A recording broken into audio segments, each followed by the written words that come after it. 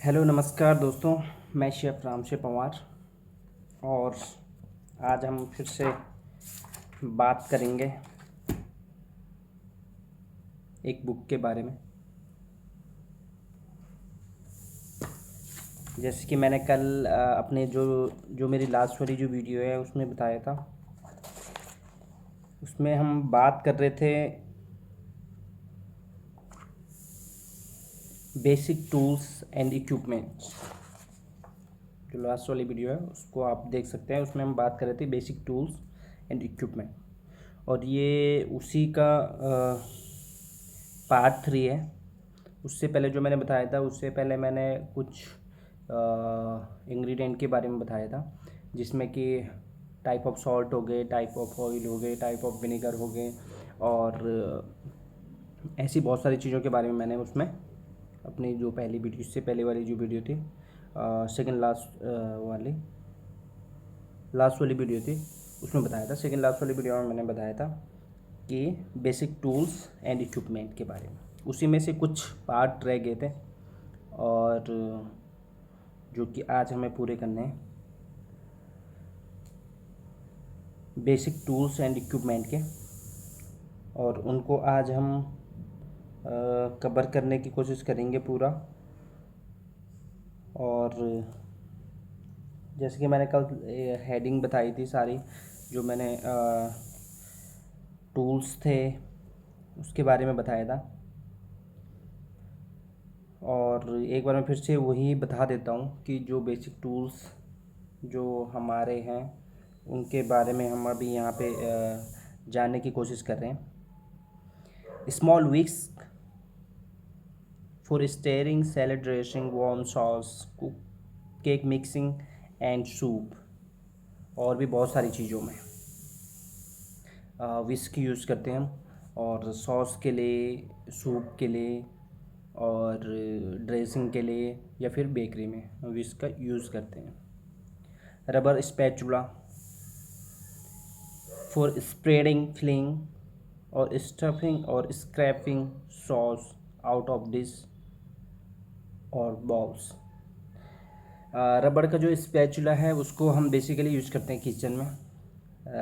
Rubber it means silicone spatula.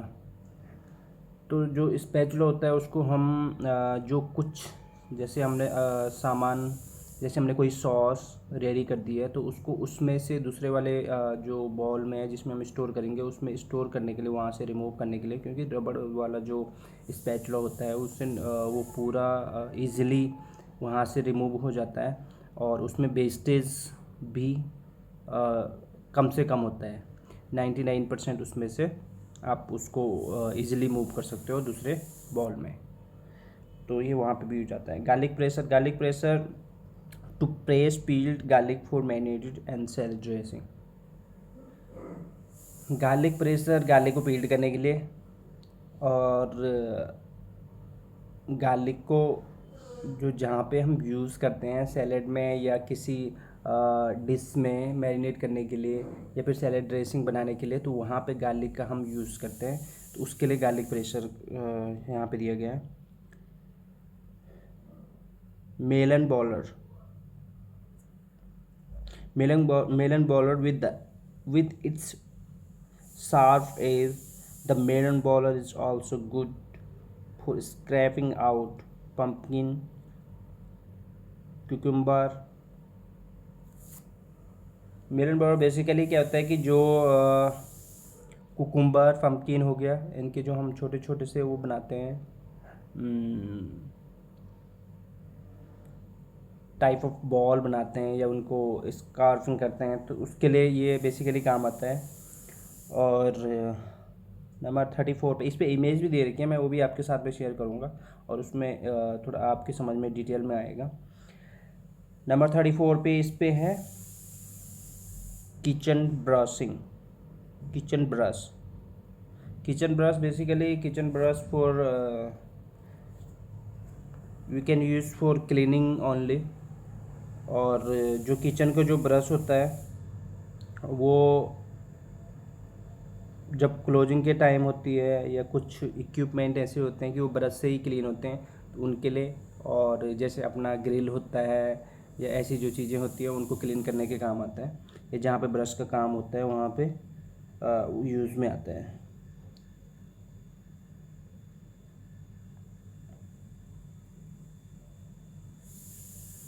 Blender,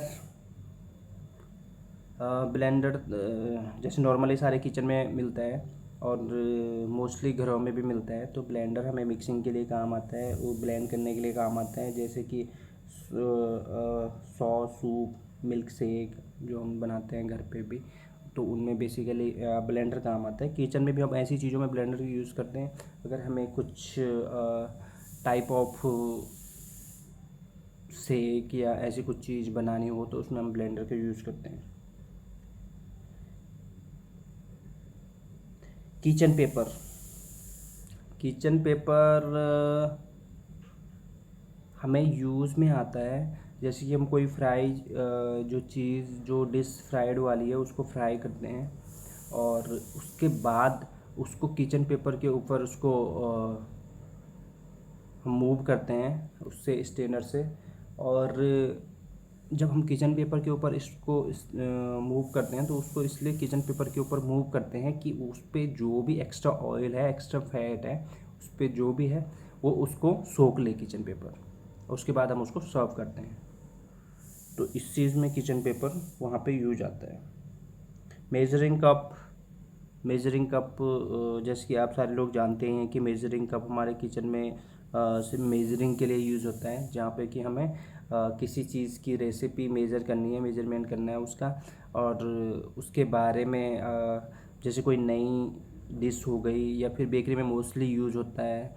और बहुत सारी डिशों में, बहुत सारी रेसिपी में हम जो कि नहीं होती है मेनू में, तो पहले हम उनको मेजरिंग से ही उसकी जो शुरुआत होती है वो मेजरिंग कप से ही होती है और उसको मेजर से ही उसको रेसिपी को बना के फिर उसको आगे फॉलो अप करते हैं।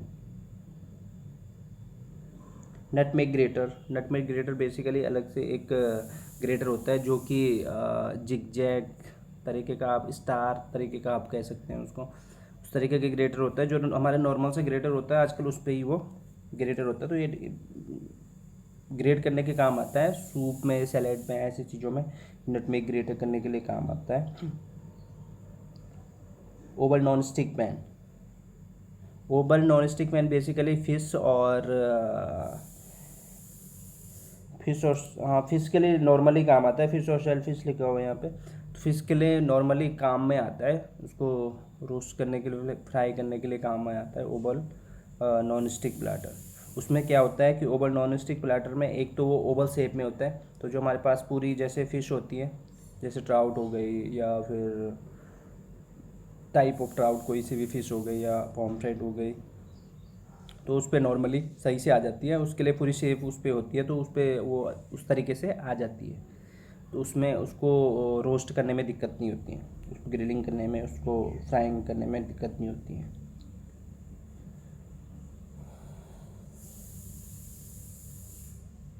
Baking paper for covering delicate fruit in the oven so they don't came in direct contact with the heat. Baking paper, baking paper, baking powder and baking paper, they are baking powder is different thing and baking paper is different thing.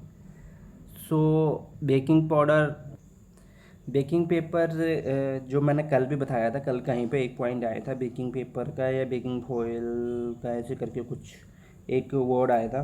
तो वहाँ पे जैसे कि मैंने बताया था कि अगर हम किसी चीज़ को बेक कर रहे हैं, मान लो हम चिकन बॉयल कर रहे हैं, सपोज दैट कि हम चिकन रोस्ट कर रहे हैं, चिकन बेक कर रहे हैं, तो उसको हमें डायरेक्ट हीट से बचाने के लिए हम बेकिंग पेपर का यूज़ करते हैं। और बेकिंग पेपर का यूज़ एक बेकरी में होता है, दैट इज़ डिफरेंट थिंग। लेकिन जो यहाँ पे इन्होंने दे रखा है वो ये है कि बेकिंग पेपर वो वाला बेकिंग पेपर है जिससे हम खाने को ऊपर से कवर करते हैं और जिसको हम फॉइल भी बोलते हैं। फॉइल भी, एक फॉइल से भी हम कवर कर सकते हैं और एक बेकिंग पेपर उससे भी हम कवर कर सकते हैं। तो यहाँ पे जो दे रखा है इन्होंने सिर्फ ये दे रखा है कि जो हम खाना बनाते हैं, जो हम बेक करने के लिए जो चिकन रखते हैं, उसको हम डायरेक्ट हीट से उसको बचाने के लिए बेकिंग पेपर वहाँ पे यूज़ करते हैं कि इस पर डायरेक्ट हीट ना आए और ये कुक भी हो जाए। पार्सले बुके, पार्सले बुके जो हम पार्सले लेते हैं और उसके जो हमें यूज़ करना होता है, उसकी जो लीव्स होती हैं उसको यूज़ करते हैं, चॉप करते हैं या गार्निश के लिए रखते हैं। तो उसको यूज़ करने के बाद जो उसके जो ट्रिप्स जो बच जाती है, उसको हम बहुत सारी बार किचन में क्या होता है कि यूज़ में नहीं लाते हैं, या फिर उसका हमें यूज़ पता नहीं होता, या फिर उसको हटा देते हैं। तो यहाँ पे पार्सले बुके बनाया गया है और उसको हम कहीं पे वैसे उस चीज़ में डाल सकते हैं, कोई जो सॉस वाली आइटम है, या फिर सूप है, या किसी में ऐसा फ्लेवर देना है तो बहुत अच्छा जो उसका फ्लेवर होता है बहुत अच्छा होता है, और वहाँ पे हम उसको यूज़ कर सकते हैं। पार्सले बुके बना के उसका एक टाइप ऑफ बंच बना के उसका जो उसकी जो लास्ट में वेस्टेज बचती है, और उसको हम उसमें यूज़ कर सकते हैं, उसमें डाल सकते हैं उसको लास्ट में, उसको फिर आप हटा दो सर्व करने से पहले, वो बहुत अच्छा सा फ्लेवर छोड़ता है उसमें। राउंड कटर्स, राउंड कटर होते हैं, राउंड भी होते हैं, ओवल भी होते हैं, बहुत सारे प्रकार के कटर होते हैं, स्क्वायर में भी होते हैं। कटर हम बेसिकली यूज करते हैं कहीं पे किसी चीज़ को कुछ शेप देने के लिए। अगर किसी चीज़ में आपको शेप प्रॉपर ढंग से देनी है, जैसे बर्गर बन हो गया, या फिर बर्गर की जो पेटी हो गई वो हो गया, या फिर कुछ भी आपको शेप देना है, तो उसमें हम कटर का यूज़ करते हैं, चाहे कोई सा भी कटर हो, राउंड कटर हो या फिर ओवल में कोई कटर हो।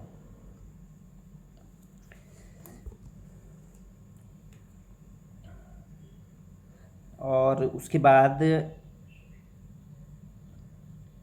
है जी piping bags. Piping bag basically bakery में यूज होता है और नॉर्मल किचन में भी यूज होता है। नॉर्मल किचन में जैसे हम यूज़ करते हैं उसको जैसे एग में फिलिंग करने के लिए, या फिर कहीं पे कुछ गार्निश करने के लिए, या कुछ डेकोरेट करने के लिए हम पाइपिंग बैग का यूज़ कर सकते हैं। गार्निश करने के लिए या प्लेटिंग करने के लिए भी हम पाइपिंग बैग का यूज़ कर सकते हैं। स्क्यूजी बोतल का भी यूज़ होता है, पाइपिंग बैग का भी यहाँ पे यूज कर सकते हैं। नॉर्मली पाइपिंग बैग बेकरी में यूज होता है, वो भी गार्निश प्रेजेंटेशन के लिए, जो हमें केक पे केक को जो एक ब्यूटीफुल सा शेप देती है, ब्यूटीफुल सी प्रेजेंटेशन देती है, उसके लिए हम पाइपिंग बैग का यूज करते हैं।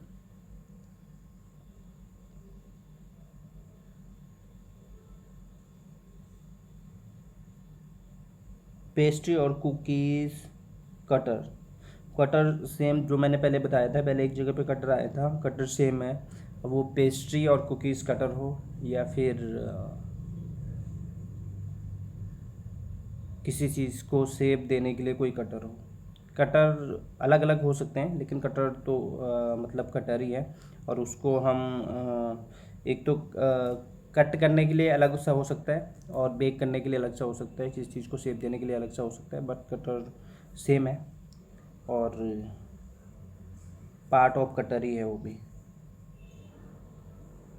वॉक, वॉक तो जैसे कि सारे घरों में होती है, लेकिन जो होटल और रेस्टोरेंट में आपको वॉक मिलेगी वो थोड़ा सा डिफरेंट होती है। और वो type of large pan with high sloping sides use for stir frying के लिए यूज़ होती है। बेसिकली चाइनीज़ में यूज होती है वॉक, इंडियन में यूज होती है। और उसके बाद है cocktail picks type of toothpicks. इसको हम यूज करते हैं स्टिचिंग करने के लिए, या फिर किचन में और यूज होता है इसको स्टिचिंग करने के लिए, या फिर किसी चीज़ को होल्ड करने के लिए इसको किचन में यूज किया जाता है। अगर हमने कहीं पे कुछ चिकन में कुछ फिलिंग की है तो उसको बाहर से टूथपिक से उसको स्टिच कर सकते हैं, जो कॉकटेल पिक है उससे उसको स्टिच कर सकते हैं जब तक वो अच्छी तरह से कुक नहीं हुआ। जैसे मीट के अंदर बेकन स्टफ करना होता है, या फिर कुछ और चीज़ आपको किसी में, चिकन में या फिश में, चिकन में, मीट में, किसी में भी आपको फिलिंग करनी है, और वो फिलिंग आप चाहते हैं कि वो बाहर ना आए, तो उसके लिए आप कॉकटेल पिक का यूज़ कर सकते हैं। उसके बाद हम यहाँ पे बात करेंगे इस चीज़ की, कैलोरीज़ की बात करेंगे हम। कैलोरीज़ की बात इसलिए कि ये भी एक बेसिक नॉलेज में आता है, और आपको पता होना चाहिए कि कौन सी डिश में कितनी कैलोरी है। कि जब आप किचन में होते हैं तो ये चीज़ें थोड़ा सा बेसिक सी चीज़ें होती हैं, और ये आपको पता होना ज़रूरी है कि कौन सी डिश में कितनी कैलोरी है, क्योंकि कभी भी आपसे कोई भी ये क्वेश्चन कर सकता है जब आप किसी चीज़ को बना रहे हो तो। और आजकल तो इस चीज़ का लोग बहुत ही ज़्यादा इस चीज़ में बहुत ही ज़्यादा वो करते हैं लोग कि किस में कितनी कैलोरी है, किसको कितनी कैलोरी लेनी है, किसको नहीं लेनी है, क्या खाना है क्या नहीं खाना है, उस चीज़ के ऊपर लोग आजकल थोड़ा सा ज़्यादा ही जाते हैं, और उस चीज़ को लोग देखते भी हैं। तो हम कैलोरीज़ की बात करेंगे। आज थोड़ा सा टाइम ओवर हो रहा है, नेक्स्ट वीडियो में हम कैलोरीज़ के बारे में डिटेल में बात करेंगे, किस चीज़ में कितनी कैलोरी होती है, और क्या क्या डिश हैं। जैसे एग हो गया, रैबिट हो गया, लैम्ब हो गया, बीफ हो गया। बीफ मतलब जैसे लैम्ब होता है, चिकन होता है, चिकन ब्रेस्ट में अलग कैलोरी होगी, चिकन थाई में अलग कैलोरी होगी, एंड एग में अलग कैलोरी होगी।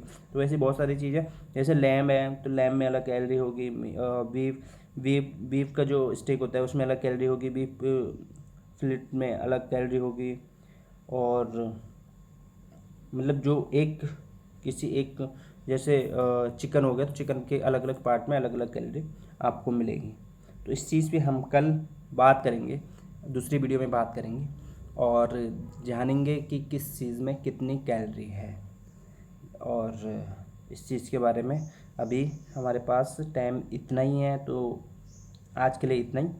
फिर नेक्स्ट वीडियो में बात करेंगे किस चीज़ में कितनी कैलोरी होती है डिटेल में। तब तक के लिए थैंक यू सो मच। और अगर आपको थोड़ा सा भी लगे कि ये वीडियो आपकी काम की है तो थोड़ा लाइक, शेयर और सब्सक्राइब ज़रूर करें मेरे चैनल को, और इस वीडियो को शेयर ज़रूर करें उन लोगों तक पहुंचाने के लिए जिनको इस वीडियो की नीड है। Thank you so much, thank you for watching, thank you.